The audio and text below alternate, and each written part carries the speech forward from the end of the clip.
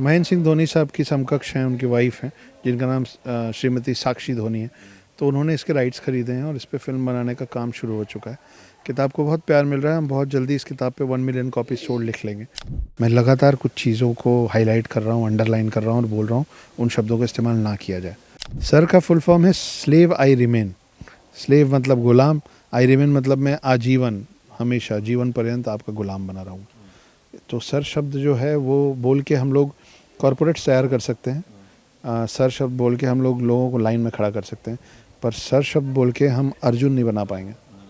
Sir शब्द बना बोल के हम लीडर्स कम तैयार कर पाएंगे, स्लेव्स और सर्वेंट्स ज़्यादा तैयार कर पाएंगे। सब के सब पूरा देश जाओ, कश्मीर घूमो भी और उनको बताओ भी कि 4, 6, 10 गोली चला लेने से आप मेरा कश्मीर मुझसे नहीं छीन पाओगे। यहाँ से आसाम के जितने भी श्रोता हैं, जो भी मुझको इस समय सुन रहे हैं, मैं पहली बार आसाम आया हूँ, मुझे बहुत प्रेम मिल रहा है आप लोगों से। मैं यहाँ से जाने के बाद सबको, बाकी पूरे देश को बोलने वाला हूँ कि आसाम जाओ घूमने, लेकिन आसाम वासियों से मेरी रिक्वेस्ट ये कि कश्मीर जाओ घूमने। মোৰ সৈতে আছে বিশিষ্ট লেখক, স্ক্ৰীন ৰাইটাৰ আৰু তেওঁ বিভিন্ন কবিতা লিখে। তাৰ লগতে তেওঁ এক পডকাষ্ট কৰে আৰু সেই পডকাষ্টৰ যোগেদি তেওঁ ইতিমধ্যে সমগ্ৰ ভাৰততে তেওঁ জনপ্ৰিয়তা লাভ কৰিছে। আৰু তেওঁৰ এই যিকেইখন কিতাপ মোৰ হাতত আছে, মোৰ সহযোগী যদি নিকুৱে দেখুৱায়, তেন্তে এইকেইখন কিতাপেই তেওঁৰ পৰিচয়, দ্য হিডেন হিন্দু, আৰু এই ইয়াত দেখিলে পাইছে তাৰ লগতে আন এখন কিতাপ আপোনালোকে লক্ষ্য কৰিছে নিশ্চয়, দ্য নাগা ৱেৰিয়ৰ্ছ। এইখন অতি বিখ্যাত কিতাপ আৰু সমগ্ৰ বিশ্বতে অতি জনপ্ৰিয়তা লাভ কৰিছে। আৰু এইকেইখন কিতাপ তেওঁৰ পৰিচয়, তাৰ লগতে তেওঁ বিশেষকৈ বিভিন্ন তেওঁৰ যিসমূহ কথা কয় বা ইউটিউবত কথা কয় বা পডকাষ্টত যিখিনি কথা কয়, সেয়া বিশেষভাৱে জনপ্ৰিয়তা লাভ কৰিছে সমগ্ৰ বিশ্বতে। আৰু এইখিনিতে এই কিতাপখনৰ প্ৰসংগত এটা কথা पूछना चाहेंगे आपसे कि द हिडन हिंदू इसके ऊपर फिल्म बन रहा है, उसके बारे में आप क्या बोलना चाहेंगे? महेंद्र सिंह धोनी साहब की समकक्ष हैं, उनकी वाइफ हैं जिनका नाम श्रीमती साक्षी धोनी है। तो उन्होंने इसके राइट्स खरीदे हैं और इस पे फिल्म बनाने का काम शुरू हो चुका है। किताब को बहुत प्यार मिल रहा है। हम बहुत जल्दी इस किताब पे 1 मिलियन कॉपी सोल्ड लिख लेंगे, क्योंकि बहुत तेज़ी से यूथ इसको पढ़ रहा है। बुज़ुर्ग भी पढ़ रहे हैं, लेकिन यंग बच्चों में, फ़र्स्ट टाइम रीडर्स में, और ऐसे कई लोग जो पढ़ना छोड़ चुके थे, वो इस किताब के साथ फिर से पढ़ना शुरू कर रहे हैं। सिंपल लैंग्वेज है, इंटरेस्टिंग कहानी है एक अघोरी के बारे में जो पकड़ में आया 2020 में, और जो ये कह रहा है कि मैं चारों युगों से पृथ्वी में हूँ, ना मैं मरता हूँ ना मेरी उम्र बढ़ती है। मैं रामायण का हिस्सा भी था, महाभारत का भी, मैं राम से भी मिला और कृष्ण से भी, और मैं वो 8वां चिरंजीवी हूँ जिसके बारे में दुनिया ने अब तक कभी सुना नहीं। और मैं आया हूँ उन 60 चिरंजीवियों को ढूंढने जो इतिहास के पन्नों में छिपे हुए हैं। सो ये मोटा मोटा एक आइडिया है, वहाँ से कहानी शुरू होती है। अब कौन है ये अघोरी, कैसे अभी तक जीवित है, अमर कैसे हुआ, क्यों ढूंढ रहा है 60 चिरंजीवियों को, ये सब सवाल हैं जिसका जवाब आपको कहानी में मिलेगा। धोनी ने ये प्रोड्यूसर होगा ना, महेंद्र सिंह धोनी प्रोड्यूसर होगा, उनकी पत्नी, उनकी वाइफ साक्षी धोनी। साक्षी ধোনীয়ে প্ৰডিউচ কৰিব এখন ফিল্ম, আৰু মহেন্দ্ৰ সিং ধোনী আৰু তেওঁ মহেন্দ্ৰ সিং ধোনীৰ পত্নী সাক্ষী ধোনীয়ে এখন ফিল্ম প্ৰডিউচ কৰিব। এইখিনি সময়তে কৈ দিছোঁ। কিন্তু सर, आपको हम सर बोलते हैं। आज जो आपने प्रोग्राम मैंने देखा, जो सुना आपके सर, आप शब्द आप बंद करना, आपने बंद करने के लिए बोला, आपने बोला कि महोदय बोलना चाहिए, और औरत शब्द को आपने यूज़ करने से मना किया है। तो ये जो मतलब जो परिवर्तन लाएंगे, कैसे लाएंगे? परिवर्तन किसी एक छोर से, एक कोने से, एक व्यक्ति से ही शुरू होता है। शायद वो व्यक्ति मैं हूँ। मेरे हाथ पे माइक दे दिया गया है, मुझे स्टेजेस मिल जाते हैं, मैं लगातार कुछ चीज़ों को हाईलाइट कर रहा हूँ, अंडरलाइन कर रहा हूँ और बोल रहा हूँ उन शब्दों का इस्तेमाल ना किया जाए। उनमें से एक शब्द है औरत, जिसका मतलब होता है महिलाओं का प्राइवेट पार्ट। उसके अलावा औरत शब्द का कोई मतलब नहीं होता। ये हमारी संस्कृति, ये हमारे धरोहर, ये हमारा कल्चर का हिस्सा नहीं है।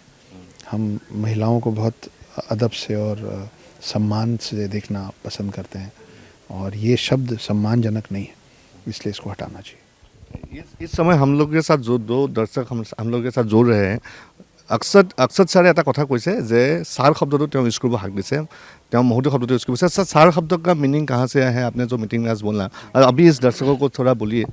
सर का फुल फॉर्म है स्लेव आई रिमेन। स्लेव मतलब गुलाम, आई रिमेन मतलब मैं आजीवन, हमेशा जीवन पर्यंत आपका गुलाम बना रहूँगा। तो सर शब्द जो है वो बोल के हम लोग कॉरपोरेट्स तैयार कर सकते हैं। सर शब्द बोल के हम लोग लोगों को लाइन में खड़ा कर सकते हैं, पर सर शब्द बोल के हम अर्जुन नहीं बना पाएंगे। सर शब्द बोल के हम लीडर्स कम तैयार कर पाएंगे, स्लेव्स और सर्वेंट्स ज़्यादा तैयार कर पाएंगे। तो हम लीडर्स हैं, हम सर्वेंट्स नहीं हैं। ये एक बात है। और महोदय शब्द अच्छा है, क्योंकि आपको पढ़ाया इसलिए नहीं जा रहा ना कि आप किसी के गुलाम हो जाए, आपको पढ़ाया इसलिए जा रहा है ताकि आप स्वतंत्र हो जाएं, इंडिपेंडेंट हो जाएं।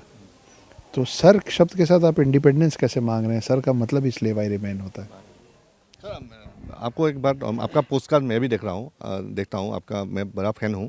आपने जो पॉडकास्ट में बोलते रहते हैं आप कि माइथोलॉजिकल शब्द यूज़ करना नहीं सही है। जो रामायण हमने भी बचपन से यही सुना है, रामायण महाभारत ये माइथोलॉजिकल है।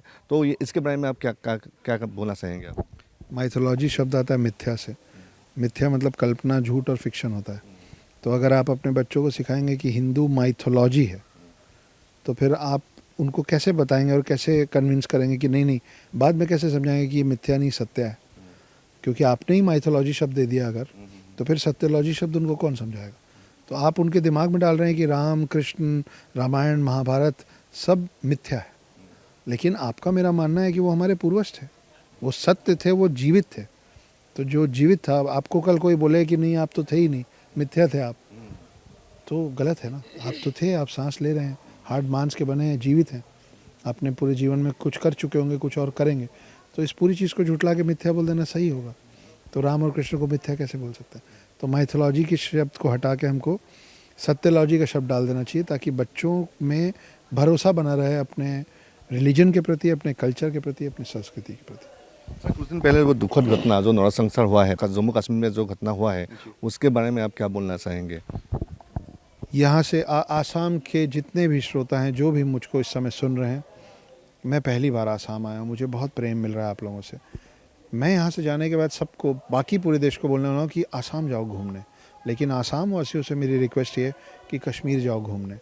ये जो गोली मारी गई है पहलगाम में, ये चाहते ही हैं कि हम सब, खास करके हिंदू, हम सब कश्मीर छोड़ दें।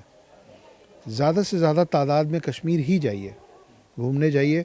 जो मर गए ना, जो टूरिस्ट थे, उन्होंने किसी का कोई नुकसान नहीं किया था, फिर भी तो मर गए। आप कुछ करें चाहे कुछ ना करें, आप मर जाएंगे। तो अपने मरने को, अपनी मृत्यु को सार्थक कीजिए। जाइए वहाँ ज़्यादा से ज़्यादा तादाद में, जितने बाइकर्स हो आप लोग, यंग हो आप लोग, आप रिस्क लेने को तैयार हो, इसलिए बाइक्स में निकलते हो। बाइक के बड़े बड़े जत्थे बनाओ और जाओ पहलगाम, जाओ कश्मीर घूमो। डर डर के कब तक जिएंगे? कॉरपोरेट्स को अवार्ड्स मिलते हैं तो उनको सिंगापुर, मलेशिया, बैंकॉक भेजा जाता है ना। ये जितने डीलर्स होते हैं उनको, आप सब कंपनियों से रिक्वेस्ट है कि अपने डीलर्स को इस बार कश्मीर भेजिए, बोले जाओ कश्मीर।